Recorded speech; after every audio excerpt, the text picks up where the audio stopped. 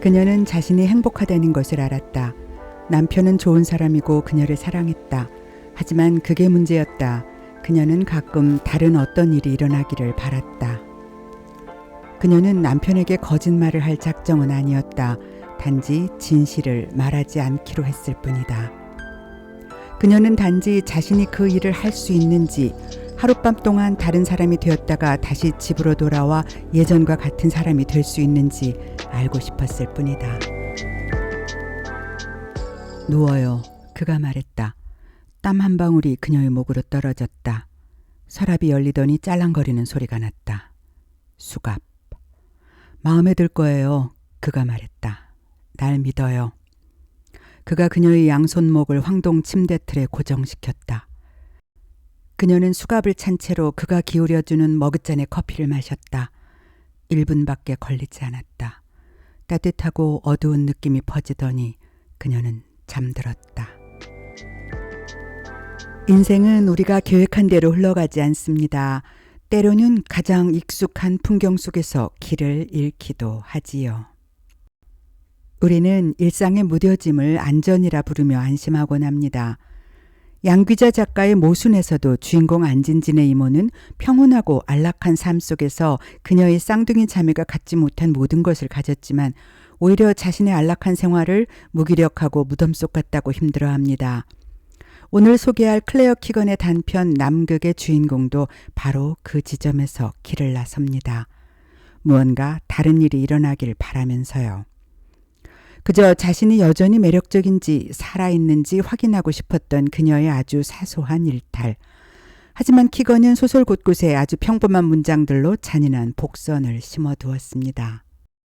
오늘 영상에서는 클레어 키건의 차갑고도 투명한 날선 칼날 같은 문장으로 풀어쓴 이 짧은 단편과 함께 양귀자 작가의 소설 모순에서 드러난 이야기를 생각하며 그들이 생각하는 일상의 무뎌짐에 대한 허함과 위험한 결말을 같이 나눠보려 합니다.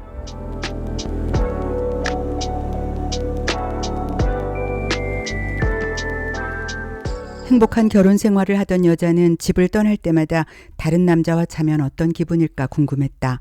그래서 다음 주말에 그 답을 알아내기로 결심했다. 12월이었고 또 한 해의 막이 닫히는 것이 느껴졌다. 그녀는 너무 나이가 들기 전에 하고 싶었다. 분명 실망스러우리라 생각했다. 안녕하세요. 그녀의 옆에 나타난 남자가 말했다. 본 적 없는 얼굴인데. 그는 얼굴이 벌겋고 목깃을 열어젖힌 하와이안 셔츠 안에 금목걸이를 하고 있었으며 머리카락은 진흙 같은 색이고 손에 든 잔은 거의 비어 있었다. 나는 세상에서 제일 외로운 남자예요. 그가 말했다. 당신은요? 난 결혼했어요. 그녀는 모르는 사이에 말이 튀어나왔다. 그가 웃었다. 나랑 포켓볼이나 칩시다. 두 사람은 술잔을 비우고 밖으로 나갔다. 공기가 그녀의 폐를 찔렀다. 하늘에서 구름이 충돌했다.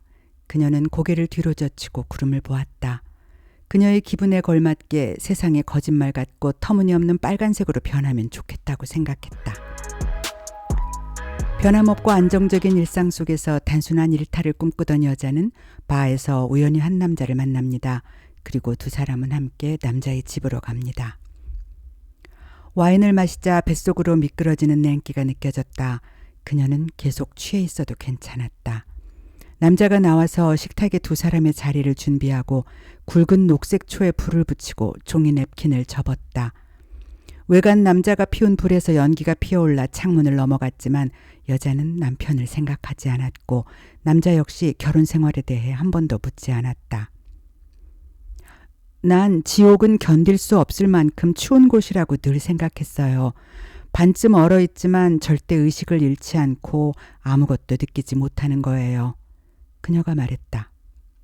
이때까지도 여자는 자신이 언제든지 원하면 다시 안락한 자신의 집 원래의 위치로 돌아갈 수 있을 것이라고 믿습니다. 마치 그녀가 호텔 로비 공중전화에서 남편과 통화를 하면서 가벼운 안부를 물은 다음 돌아가면 지저분하게 어질러진 집과 더러운 바닥, 깨진 무릎, 산악자전거와 롤러스케이트가 세워진 복도가 기다리고 있을 것이다 라고 생각했던 것처럼요. 그러나 여기서 작가 키건은 주인공을 견딜 수 없을 만큼 춥지만 의식은 살아있고 그러면서도 아무것도 느끼지 못하는 장면 속으로 몰아넣는 소름 끼치는 결말로 독자들에게 이 짧은 단편의 복선 속으로 들어가게 합니다. 그녀가 잠에서 깼을 때 남자는 눈부신 형광등 불빛 아래 서서 옷을 입고 있었다. 그녀는 여전히 수갑을 찬 상태였다. 무슨 말을 하려 했지만 입에 재갈이 물려 있었다. 당황한 그녀는 수갑을 풀려고 애를 썼다. 풀려나려고 애를 쓰느라 솜털 이불이 바닥에 떨어졌고 그녀는 알몸이었다. 이불에 발이 닿지 않았다. 냉기가 들어와서 집안에 퍼지며 방을 채웠다. 그녀가 몸을 떨었다. 차가운 공기는 밑으로 내려오지 그녀가 생각했다.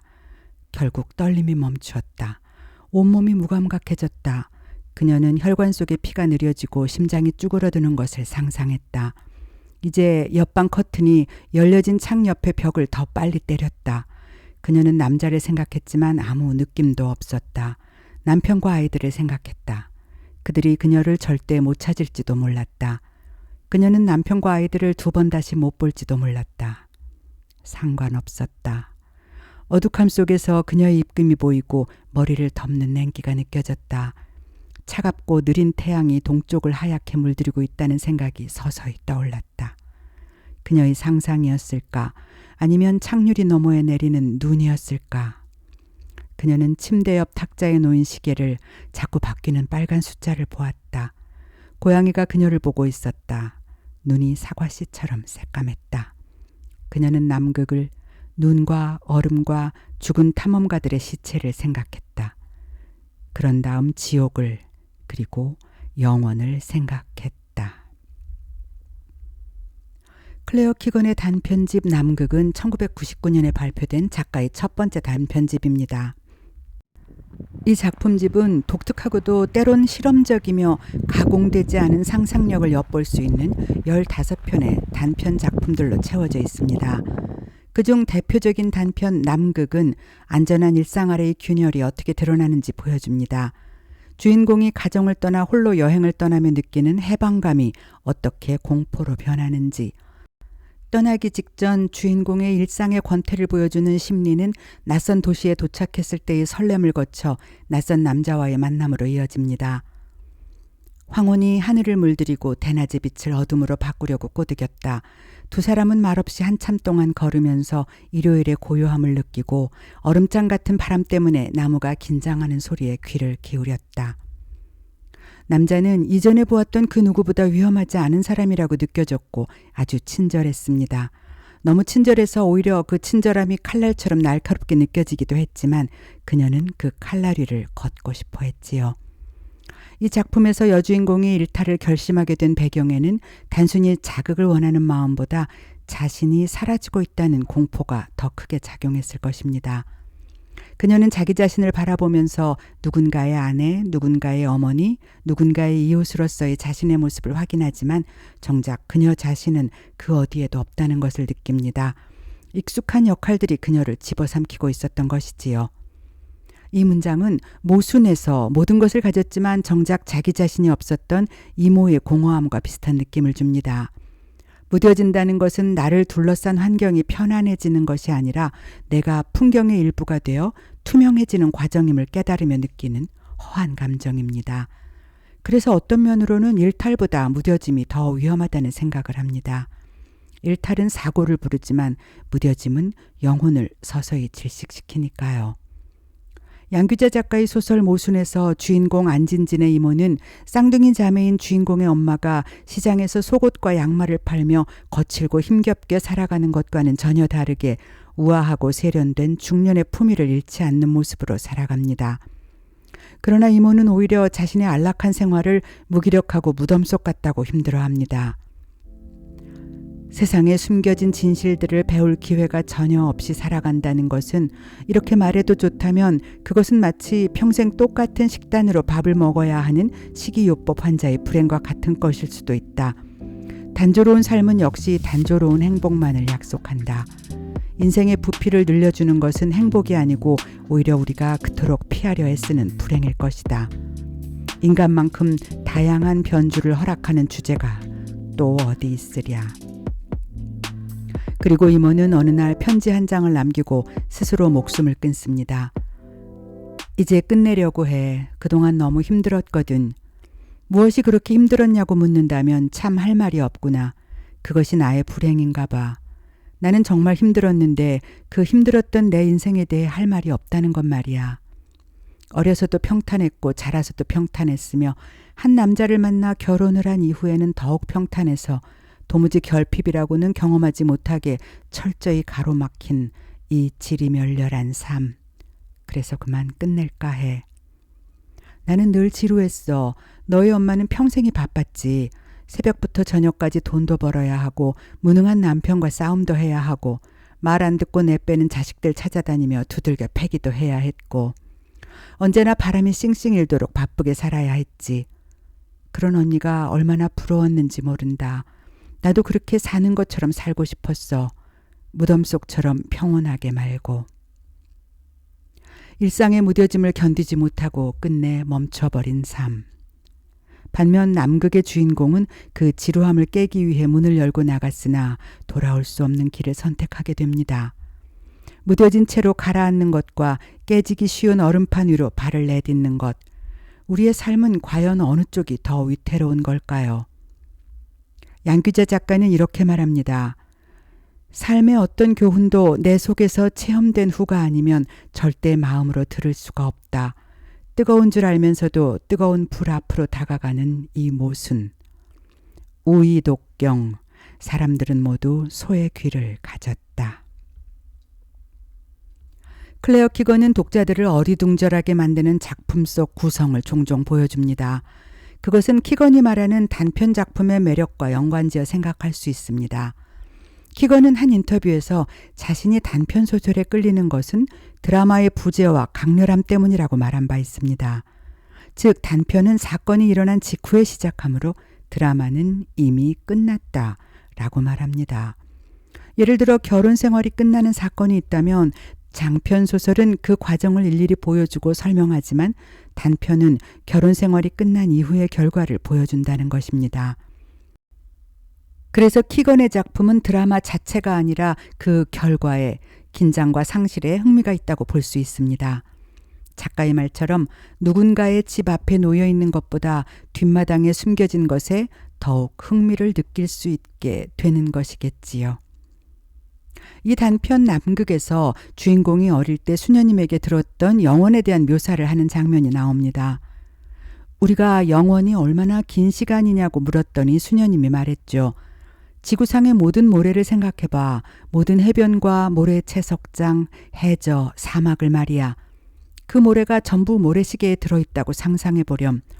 거대한 요리용 타이머 같은데 말이야. 1년에 모래가 한 알씩 떨어진다고 했을 때 영원은 세상의 모든 모래가 모래시계 속에서 다 떨어질 때까지 걸리는 시간이야. 그리고 이와 함께 지옥에 대한 묘사에서는 그곳은 견딜 수 없을 만큼 춥지만 결코 의식을 잃지 않으면서 아무것도 느끼지 못하는 곳이라고 주인공의 말을 통해 이야기합니다.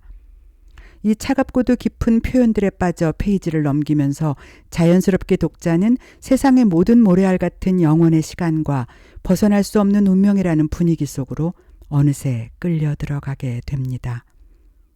양귀자 작가가 지루함을 정면으로 응시했다면 키건은 그 지루함이 서서히 영혼을 갉아먹는 잠식의 과정으로 묘사하는 것이지요. 남극의 주인공인 그녀의 삶은 잘 정돈되어 있어서 마치 누군가 미리 다 치워놓은 길을 걷는 것 같습니다. 그 깨끗한 길 위에서 그녀는 자신이 점점 투명하게 바래는 것 같은 기분을 느꼈을 것입니다. 모순에서의 안진진의 이모는 그 균열 끝에 죽음을 택했고 남극에서 키건의 주인공은 낯선 남자와의 일탈이라는 위험한 선택지를 집어들었습니다. 하지만 둘 다 본질적으로는 살아있음을 확인받고 싶어 했던 것이 아니었을까 하는 생각을 했지요. 그리고 두 작품 모두 소름 끼치는 차가움으로 끝을 맺습니다. 이모의 차가운 유서와 남극에서 주인공이 맞닥뜨린 전혀 예기치 못한 얼음 같은 지옥과 영원의 순간. 결국 그녀가 그토록 원했던 특별한 일은 일어났습니다. 하지만 그것은 해방이 아니라 영원히 녹지 않을 얼음 속에 갇히는 일이었습니다. 양귀자의 모순에서 이모가 스스로 생의 불을 껐다면 키건의 주인공은 꺼져가는 불을 살리려다 그만 불길에 휩싸이고 맙니다. 우리의 일상은 그 사이 어디쯤을 위태롭게 걷고 있는지도 모릅니다. 안전함은 축복이지만 그 축복이 나를 지워버릴 때 우리는 어떤 선택을 해야 할까요? 우리는 돌아갈 곳이 있다고 믿을 때 가장 위험한 길을 선택하곤 합니다. 일상이 영원히 보장될 것이라는 안도감이 정작 눈앞에 낯선 위험을 가려버리는 것이지요. 그러나 그것은 일상을 지키는 도구가 아니라 오히려 무력함과 권태를 벗어나겠다는 오만으로 빚어낸 비극의 시작이었습니다. 얼음이 얼기 시작할 때는 소리가 나지 않는다. 하지만 그것이 깨질 때는 온 세상을 깨울 듯한 굉음을 낸다. 우리는 지금 소리 없이 얼어붙는 중일까요? 아니면 곧 깨어질 굉음을 기다리는 중일까요? 클레어 키건은 우리에게 묻습니다. 당신의 안전함은 정말 안녕한가요? 라고요. 우리는 흔히 불행이 무섭다고 말합니다.